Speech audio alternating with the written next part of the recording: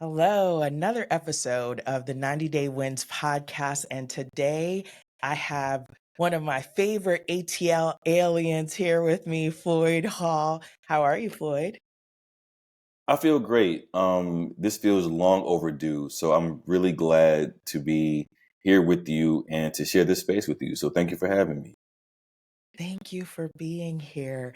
You, I believe, are one of the first people that help give me confidence to even believe I could have a podcast. So anytime I am able to tell you thank you, you're going to hear it 50 million times. So I just want to tell you for the world, thank you for being someone that I've been able to, share my journey of wanting to be a podcaster. So I'm just excited that I'm finally able to talk to you on my podcast that we've been talking about for some time now. This So feels really full circle, so thank you. So before I get started asking you the questions, could you share a little bit to the audience about yourself and about some of the work that you do? We'll go in depth, but just a little bit about you and what you do. So I have the pleasure of, I think, having had a few different professional lives, some concurrently, with others. But I like to say that I'm a mathematician at heart because that's I think how I move through the world, even if the application of that isn't always math as the outcome. So Yeah. I work as an artist. I still believe of myself.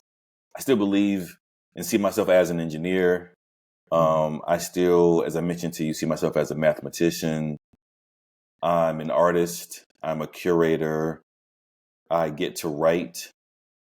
I get to produce things. Yeah. And I get to work with some really amazing people and try to create just really cool stuff. So that's kind of what I do. Well, I definitely see you create some really cool stuff. And so I agree with that, So let's dive right in. So this season, we're talking about transitions, right? And so in life, we experience different transitions. And I wanted you to tell us about, you talk about all these different hats you wear and the different things you do. Could you share with me, with all these different things that you do, how are you able to still be excited about it? You talk about being an artist and, the different roles that you have. Are you able to still be excited and motivated for the work that you do? Because life has all these different changes, where you talked about you get to work with different people and do different things. And I've seen you at your work that you've done with Science Gallery Atlanta and your different exhibits you've put up and the different artists you've been able to bring into that space and to let people be aware of the different exhibitions. So, can you talk to me a little bit about like those transitions and the different hats you wear and how you stay motivated for it? As simple as it may sound, it all begins and ends with love for me. Mm, And I don't mean love from a point of like nostalgia and like yeah. romantic love. It's really love through work. Mm, I've had the pleasure of working with people that I really do love. But I think I tend to pour the most into things when the love is there. And yeah. so with every scenario that I'm in, that I'm fortunate enough to be in, some of it comes from love, some of it comes from necessity. Sometimes you find yourself in a place that you didn't plan to be in. But I do feel like with everything that I start into, with everything Mhm. that I begin into, typically there is a certain amount of love and respect and valuing that thing, whatever it is, there. I love to talk to people. And so my start in podcasting came because someone loved to talk to me. My godfather I always give him credit as someone who is my parents' age.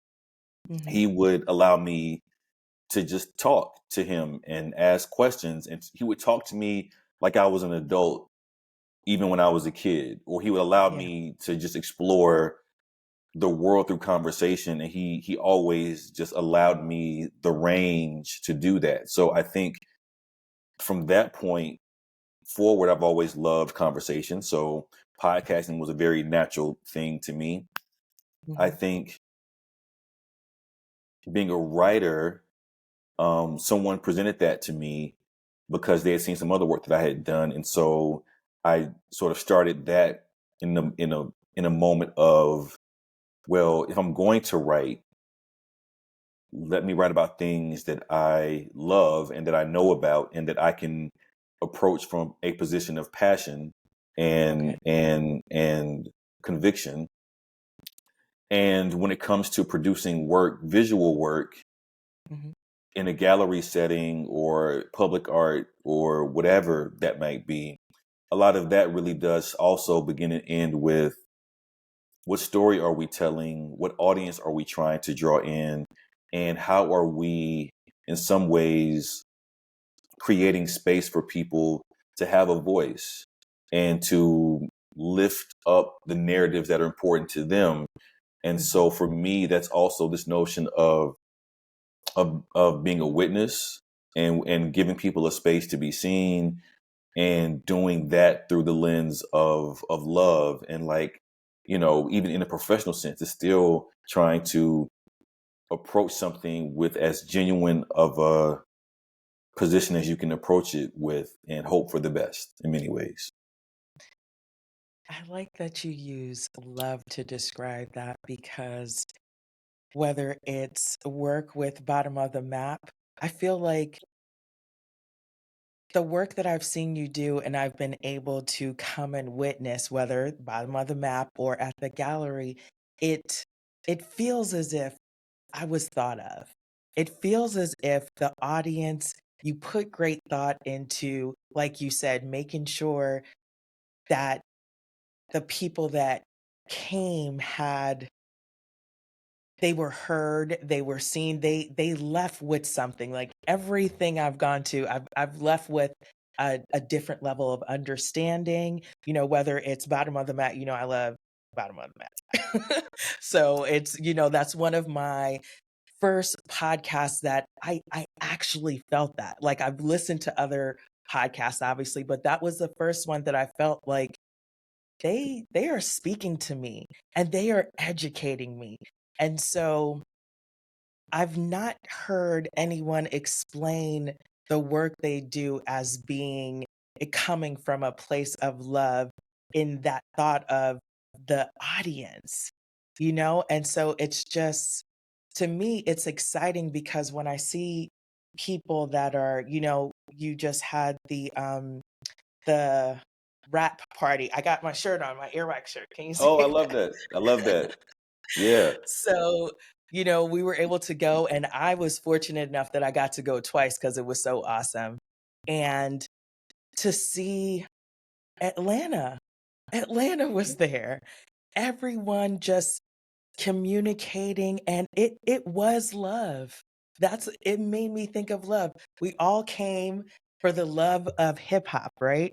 And the love of celebrating Earwax Records. So talk to me a little about that and how that came about because I feel very honored that I was able to witness that because it felt like something's coming, something's going on here, right? Like there's something happening. People are bubbling with opportunities, ideas. So it just felt like that was the place to be because this is a new year and some things are occurring. So talk to me a little about that and how that came about.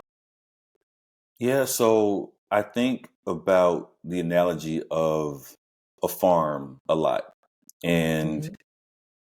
the effort that you put into something for it to grow and Yes. to flourish. And I think about, again, love, like you're investing, you're putting your energy, you're trying to fertilize the soil, you're tending to it daily, and over time that land produces something and gives you something back.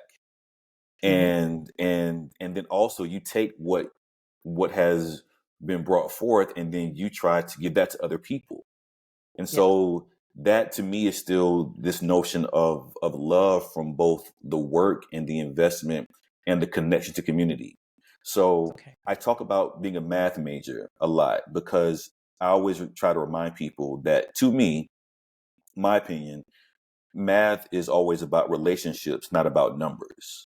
And Okay. so the equal sign in an equation helps to define the relationship. You can keep manipulating what's on each side of it, but Mhm. that equal sign helps to define a relationship. And I always think about myself in a relationship with the audience, with the artists that I'm Yes. working with the Yeah. people who are helping to produce the show, the Mhm. invisible hands who help install it and hang the lights and everything. So for me, I'm always in a relationship with all of them to hopefully produce something really, really cool that I think is cool, number one. And then hopefully that Yeah. everyone else thinks is cool too.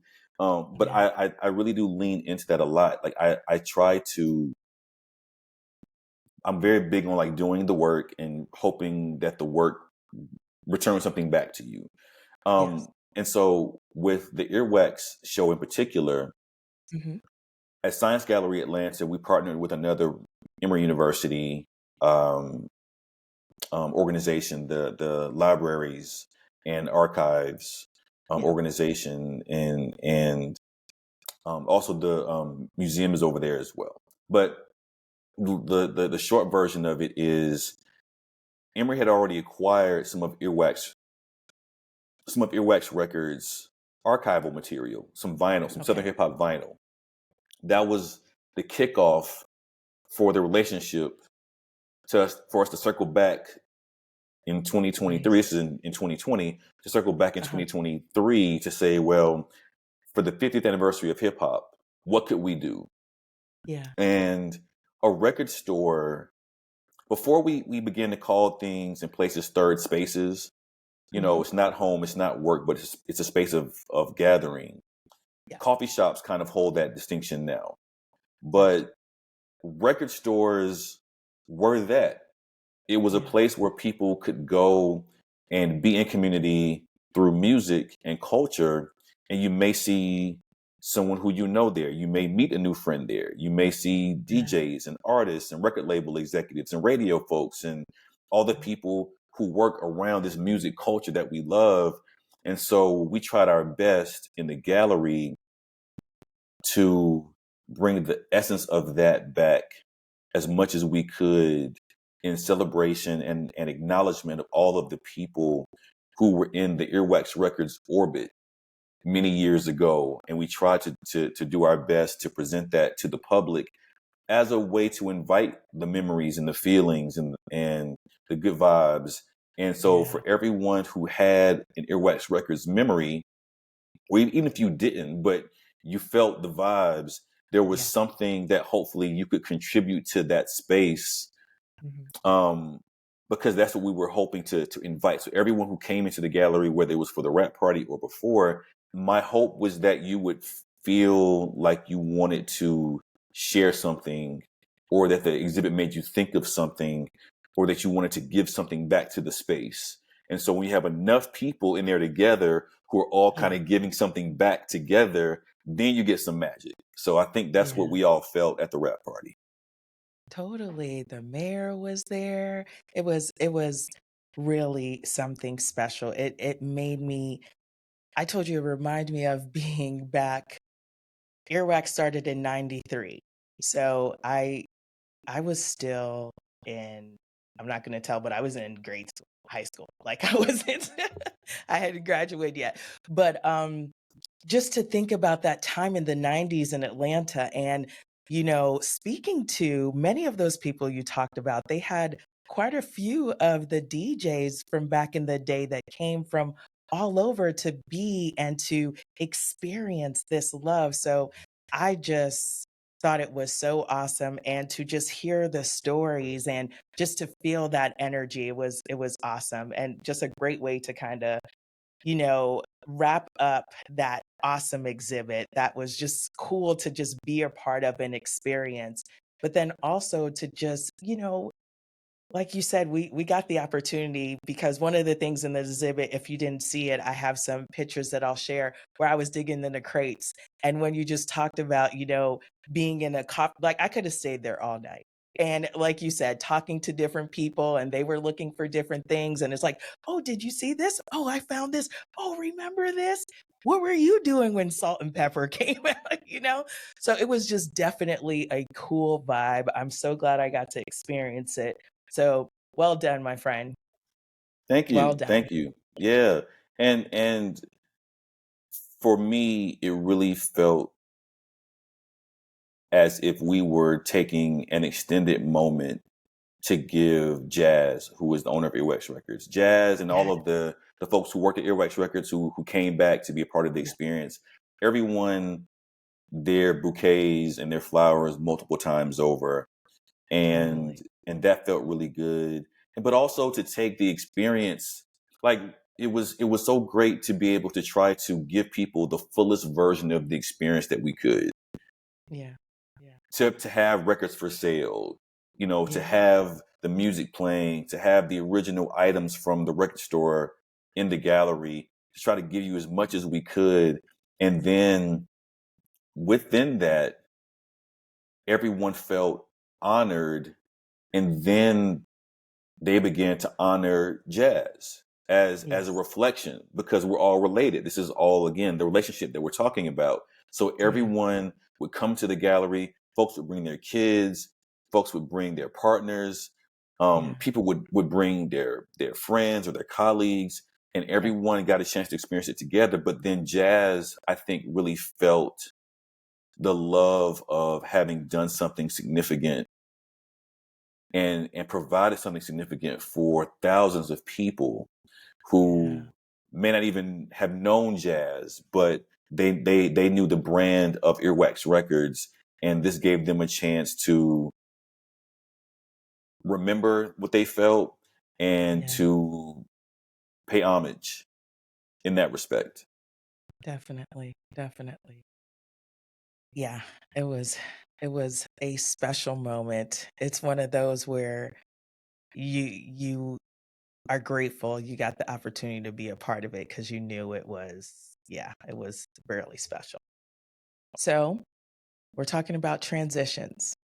And there was a press release this week that came out about you.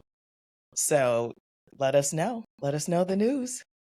Yeah, I mean, it's been an amazing ride at Science Gallery Atlanta, and um, I would say everything that I've ever done leads me to everything else that I've ever done. So it's Yeah. always a continuum. And so this week it was announced that I will be taking over as executive director of Atlanta Contemporary, which is Nice. an art museum in Atlanta.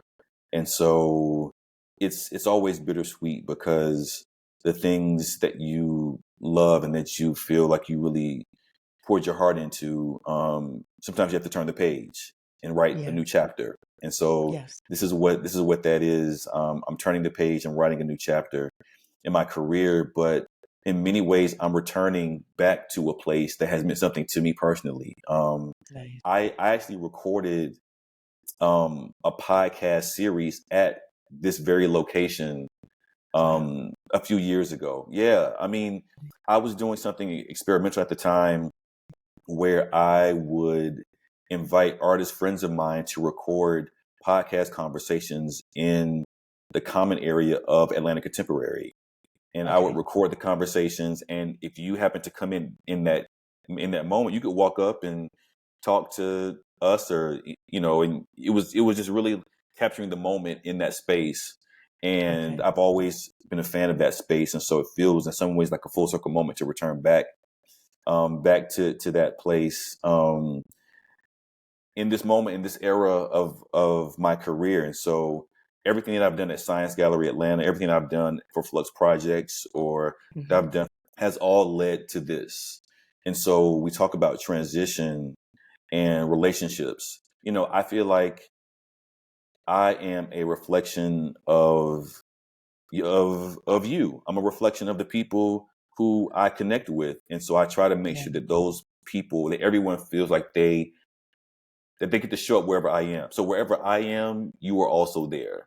And so me being at a new place also means that Science Gallery Atlanta shows up there also. I've learned so much being in this current role. And so now that I'm moving into a new space, it all still is part of the narrative. And so it shows up. And so it's just sort of carrying it another step further. But I feel really excited and honored to be part of this organization. It's a 50-year-old organization that's been on the cutting edge of art and culture in Atlanta for all those years. And I'm just really excited. So, we're looking forward to this next year, and we'll see what the future holds. Well, congratulations. I am super proud of you. And like you said, me and all the other people who appreciate the love you show us and who appreciate the work that you put out, we're coming wherever you are. So I you don't have appreciate to that. worry about that. You don't have to worry at all because I like the fact that, like we talked about, you really understand your audience. You really understand what the people are needing to see and be exposed to. And so I know that comes from how you move through the world, what you listen to, how you interact with people. I feel special the way you interact with me, but you do that with everyone because I've observed. So it's just you, but I'm still special. But it just is so encouraging for someone like me because I talked to you about I've been this accountant for all these years, Floyd, and now I'm podcasting and I've made it to this level, but there's always a thought like can I do that? Should I do that? And so I've noticed by how you move and the different hats you wear, it seems like you are excited by the changes and the opportunities to kind of create something that we've not seen before, but you know that it will be something that we care about and we want to talk about. And then that conversation, because every time I see an exhibit, I'm like, hey, and this, oh my goodness. And I always feel like I need to come back to that space because it's giving me something that I didn't know I needed, but I want to experience. And I love the way it's like I want to bring my family, I want to bring my friends, just like you said. So I'm excited because I'm ready to go there and experience what you're going to create and show us with love. So I think that's just awesome. Well, I really appreciate that. And I think about um my mom and my parents, both my parents. I think about the way in which they nurtured me. Hmm. One, I'm an only child. And so I think that because of that, I've spent probably a lot of time talking to older people. So I mentioned my godfather earlier. I just think I just spent time around adults. And so at Yeah. some point in time, like you go from just being quiet around the adults to finally Yes. feeling like I get to have a voice and they kind of let you have a voice. And what I want to emphasize in that is the listening part of it. I think I try to genuinely listen and connect with people as transparently and as genuinely as possible. That way, I don't have to try to remember what I said to you, or I don't have to try to remember something that you mentioned or whatever, because I'm not trying to remember. I'm not trying to recall anything that's not genuine. So Yeah. I'm genuinely interested in listening and trying to just mirror that back because Hmm. I'm better for having known you. And again, I try to incorporate that in whatever I'm Yeah. doing, and I feel like having those conversations as a young person and Yeah. just being curious. I think my curiosity around different projects or Hmm. different career options, um, I so Science Gallery Atlanta is very much about the intersection of science and art. And so even as Yeah. a kid, I played in a marching band, I played baseball, I was in math and science magnet program. And so Mhm. I was always encouraged to explore all of these different things. And then Yeah. if you want to get good at those things, you have to apply yourself in a certain type of way. And so I think I've always appreciated the process of learning and getting good at a thing and trying to make sure other people can be good at that thing also. And Mhm. still tying the work ethic back to the love. Then it never feels like work too much. But then two, I Yeah. think that whatever we produce, I have to feel like I can stand by it. And as long as I can stand by it, whatever we produce, I I am perfectly fine with it. We're doing a podcast episode right now, right? I tell Yeah. people all the time, there have been podcast episodes that for me, if 5 people listen to it, that's fine. I just really wanted Yeah. to produce it with my friend because Mhm. we have a good relationship and I just enjoy it. Even if no Yeah. one hears it, we're going to just do it because Yeah. I'm vested in it, right? And I think that I'm always about standing by what I create because that's ultimately my measuring stick of whether it's of value. And so I have to be able to feel like I can stand behind it, whatever it might be, whether it's, extremely, popular or obscure, it means Yeah. something to me. So yeah. And see, this is why I learned so much from you, because you have allowed for me to appreciate what you just said, to appreciate, with creating this podcast, but just allow my mind to think that in that same way, I'm excited to put together episodes and talk to great people like you. And I feel like I'm hopeful that people listen. My numbers show me people are listening more and more, which is awesome. But it makes me feel good to know that I've put something out into the world that I enjoy, and I feel that if that one person listens to it, it could be that one thing that helps them think differently, to believe in themselves. So I appreciate that, and that's why I like talking to you, because you help me think bigger, and you literally help fill my 90 days with hope and excitement and inspiration. Because when I see you doing all these things, I feel encouraged and motivated.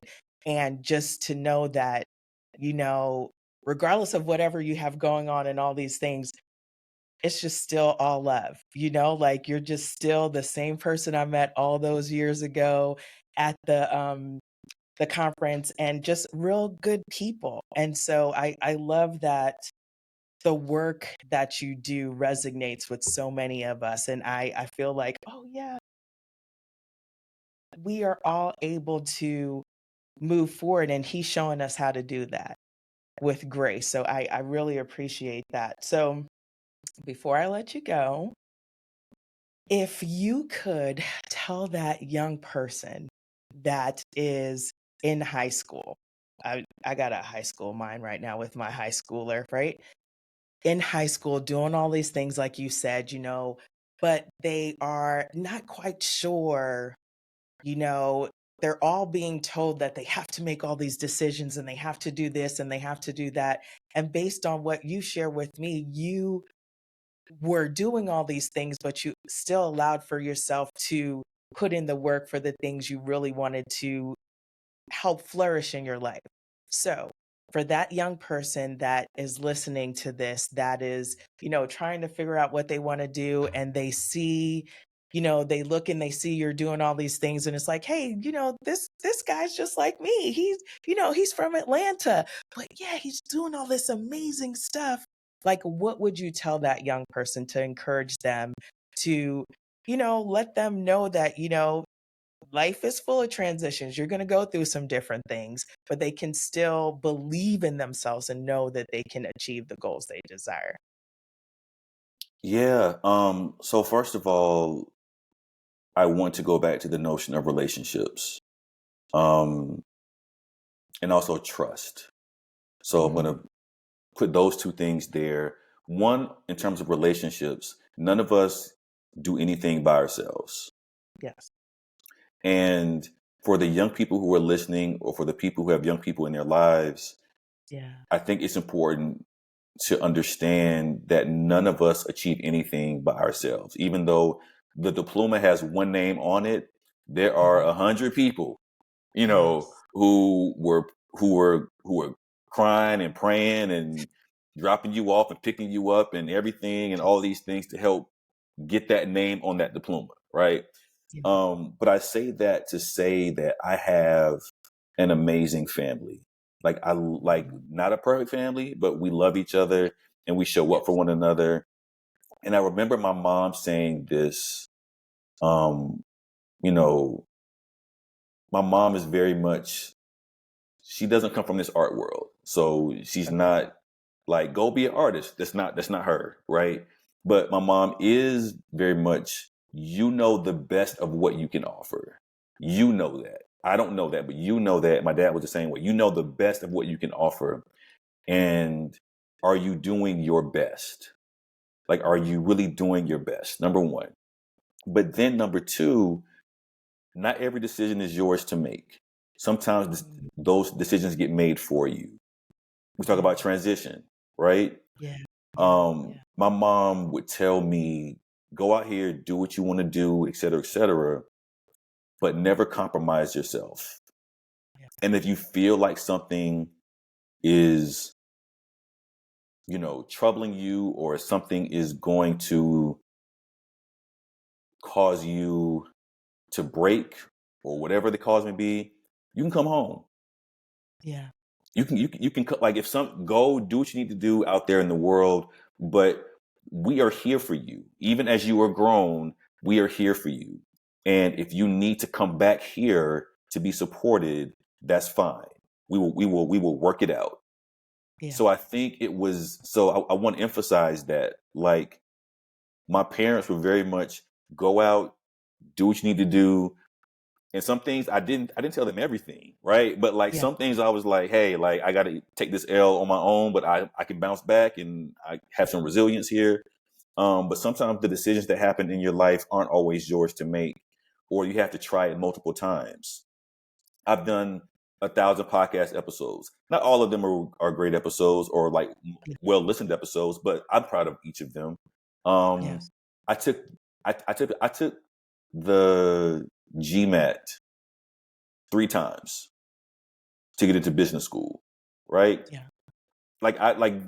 I'm comfortable talking about that because, like, you need to know that it's a Yeah. process. And I mentioned trust as the other word.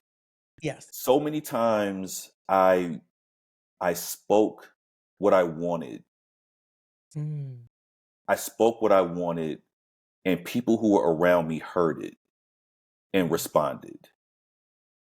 When I said I wanted to go to business school, someone Yes. said, hey, you're trying to go to business school? I'm a business school coach. Let me help you with your application process. Yeah. When I spoke, hey, I'm really interested in podcasting and I don't know how to have a conversation with public radio people to help them understand that I think there is an audience out here that they're overlooking. A friend of mine Mm. said, there's going to be a meeting. Gail O'Neill. I want to highlight Gail O'Neill. She just passed away. Gail Yeah. O'Neill. Google Gail O'Neill, supermodel, journalist. Amazing. Gail knew that I was interested in hip hop and podcasting. Gail said there's going to be a meeting at WABE where the VP of marketing and the VP of the head of radio are going to be there. I'm going to get you into that meeting Nice. so you can talk to those people and let them know what you think. Gail said, I will put you in the room Nice. with the trust. And Gail knows me. If you put me in Yeah. the Yeah. room, I will, hey, just get me there. I will Nice. maneuver. Yeah. Yeah. but it's the trust that if you speak what you want, Mm, people around you who believe in you will mirror that back and make a way for you. And I love that. so I say that with as much transparency as I can say. Someone with my job at Atlanta Contemporary said, "Hey, I think you should apply for this." I said, "Me?" They said, "Yes, you should apply for this."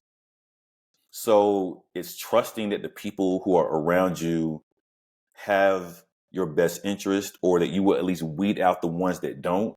But Yeah, I say that to say that when you speak the things, when you speak about what you are passionate about, yeah, the universe, God, if that's what you believe as well, or your yeah. family, or whomever else, the people around you, your sphere of influence and relationships will give that back to you.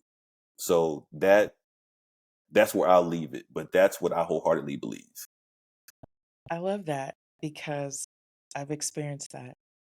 I've experienced that. And so I think that is a great message for anyone who is not sure, but has the desire, and being able to speak it and know you're around the people that will help you. That is, and that trust, that's big. That's big. So thank you so much for taking the time.